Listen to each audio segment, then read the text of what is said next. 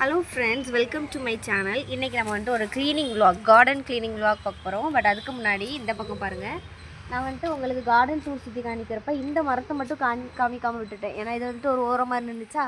இதுவும் நாங்கள் வந்துட்டு வெறும் கம்பாக தான் கொண்டு வச்சோம். இந்த மாதிரி நல்லா தழுத்து வந்திருக்கு. ஸோ அவ்வளோதான். இப்போ நம்ம வந்துட்டு க்ளீன் பண்ண ஆரம்பிச்சிடலாம். இப்போ இது மேலே நிற்கிற எல்லா செடியுமே வந்துட்டு நம்ம வந்துட்டு வெட்ட போகிறோம். ஸோ ஃபஸ்ட்டு கொஞ்சம் கொஞ்சமாக நம்ம வெட்ட ஆரம்பிக்கலாம்.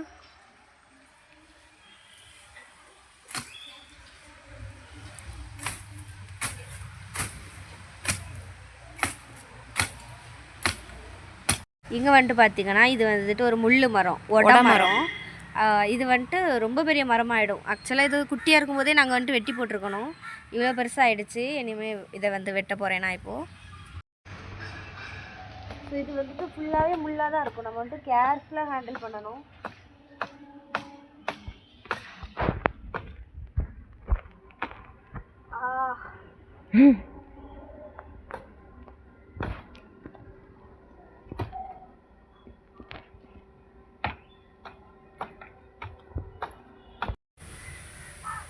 இது ஃபுல்லாகவே முள்ளாக இருக்கிறங்கிறதுனால என்னால் வெட்ட முடியலன்றதுனால நான் வந்துட்டு இப்படி ஒரு கம்பு இடையில கொடுத்துட்டு வெட்ட போகிறேன். அப்போ நமக்கு ஈஸியாக இருக்கும்.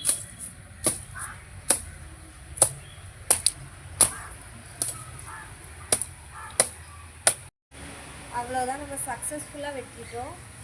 ஸோ இதெல்லாம் தூக்கி போட்டுருவோம்.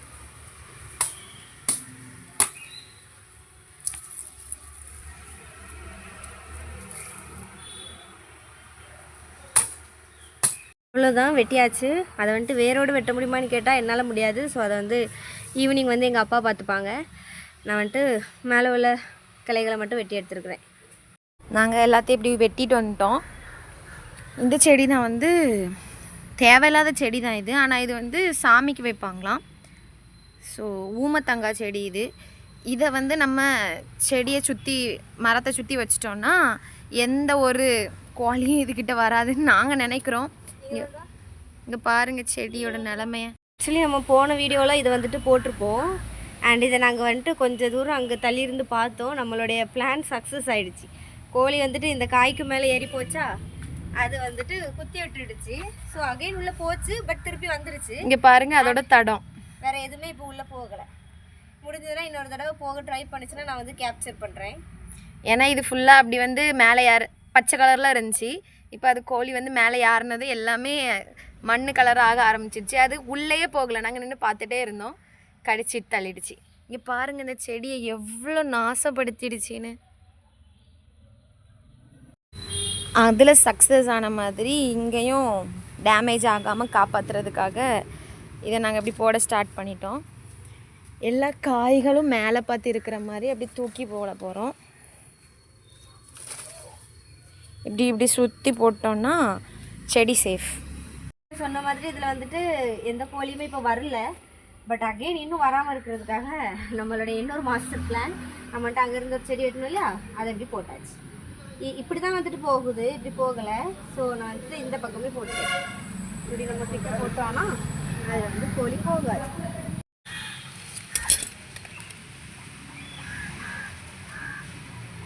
அந்த கோழிங்க அதில் போகுது, குத்துன உடனே ஓடி இங்கே மரம் வந்துடுது. ஸோ நம்ம பிளான் சக்ஸஸ். நான் உங்களுக்கு சொன்னதுக்கான வீடியோ ப்ரூஃப் நான் இப்போ உங்களுக்கு காமிக்க போகிறேன். நான் வந்துட்டு எல்லா கோழியுமே அந்த சைடு வந்துட்டு பற்ற போகிறேன்.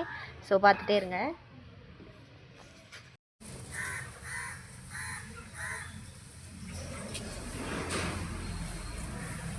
கோழியெல்லாம் வருதா, கரெக்டாக அதை தான் போய் சாப்பிடும். பட் இப்போ அந்த பக்கமே போகிறதில்ல. அண்ட் நம்ம வந்து அப்படியே அந்த பக்கம் போய் பார்த்தோன்னா அங்கேயுமே எல்லாத்தையுமே சுற்றி சுற்றி போகுதே தவிர எந்த செடியுமே அதால் அட்டாக் பண்ண முடியலை. ஆக்சுவலி அவ்வளோ அழகாக இருந்த நம்ம கார்டனை நம்ம வந்துட்டு கொஞ்சம் அசிங்கப்படுத்த வேண்டியது ஆகிடுச்சு கோழிகிட்ட இருந்து காப்பாற்றுறதுக்காக. சுற்றி நாங்கள் வந்துட்டு இப்படி போட்டு வச்சுருக்கோம். இன்னும் கொஞ்ச நாளைக்கு அதெல்லாம் கொஞ்சம் பெருசாகிறது வரைக்கும், அதுக்கப்புறமா நம்ம வந்துட்டு அதெல்லாம் எடுத்துடலாம்.